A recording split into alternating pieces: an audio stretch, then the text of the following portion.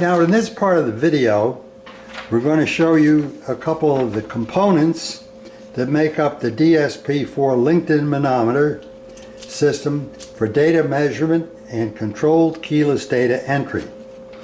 What you're looking at right now is a tablet which has Excel on it. So that's one component, and most people have tablets, and but that's one of the components of the system. We don't supply that. We presume that you have it or can get it. But we do supply the Excel and the programs necessary. Now I'm going to go over to look at the manometer. And there you see the DSP-4 manometer. It measures differential pressure once a second. It measures temperature once a second. It converts the differential pressure to flow in feet per minute once a second. It has Bluetooth, and it transmits that data once a second into the air. The transmitted data is collected by or received by the tablet, and the only thing that is saved is the data saved when you use the sample switch, which we now are taking a look at. So the three essential components. There's the manometer, there's the sample switch, and it's a two-sided sample switch. That's why we call it an RKR. It's a rocker switch. One side, when you press, you get an array number, a whole number, and if you press the other side, you get an average number. But we'll go over that a little bit later. So now let's go on to look at the tablet a little bit and kind of zoom in as much as we can on the tablet.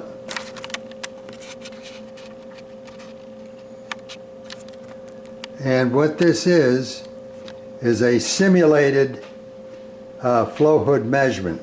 There are 4 ducts that we're looking at, and we have shown them here, and that's how this tablet is arranged. It's pre-arranged so that you can find a place when you're taking measurements to put the data in. So in this simulated example, there are 4 registers, and there are 4 suggested values for air flowing through.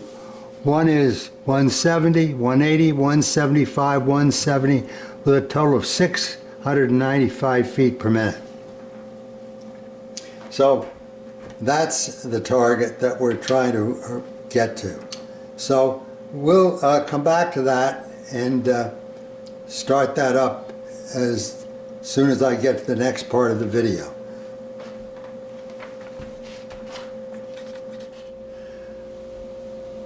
Okay, we're back and we're ready to show you how the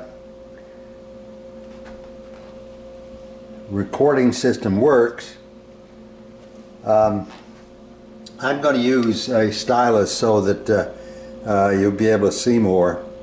But at any rate, what you're looking at is a kind of a pre-designed Excel sheet. You don't have to do that. You could just go with a plain Excel sheet. But we think that it would be a little more illustrative if we had something that's pre-planned. All right, so you have to imagine that there is a balancer out there with a hood. And what he's trying to do, he's trying to balance the air through this hallway, let us say, with registers. We call them 10, 20, 30, and 40. So the first thing you have to imagine is he's got a hood, and he goes to the first register, which is 10, and he puts it in place. Now he has the tablet actually on the hood. or if not on the hood, let's say on the trolley that the hood may be on, if you have one of those. But the first thing he does, he touches the cell that he wants that first to go to, right there. Now, the tablet knows where the data is going to be acquired at, and to acquire it, you go to the Acquire with Rocker Switch button. Now, he's ready. He puts the hood in place, and when he's ready, he presses this array button because he wants a whole number in there.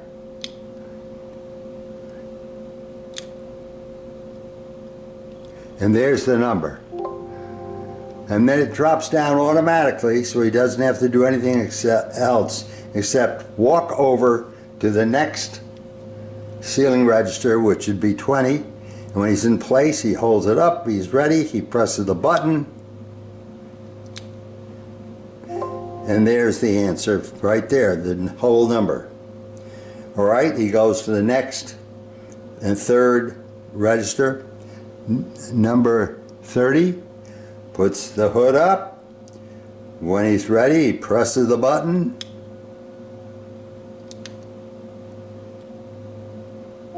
and there's the number. He goes to the fourth register, number 40, and he puts that up. Ready, he presses the button, and there's the reading. Now, notice, you have to visualize he just walks from one to the other and hoists that hood up and just takes that reading. There's no break in his measuring routine. He doesn't have to stop, it's all there.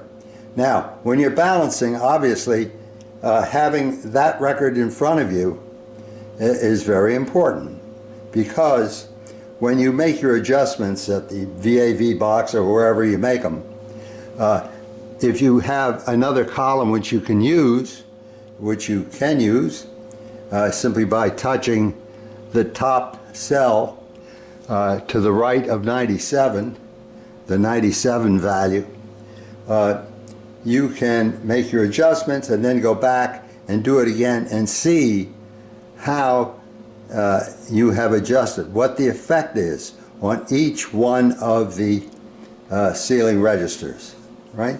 So balancing, you often have to go back several times, but this gives you a record that you can see. Now, when you're all finished with this, you can save this, and this shows the work was done. It shows in detail what has happened while you were doing this. Well, I think that's a pretty good description of how this thing works, and we'll have another video shortly with a picture that shows you how the air hood is arranged to carry the tablet.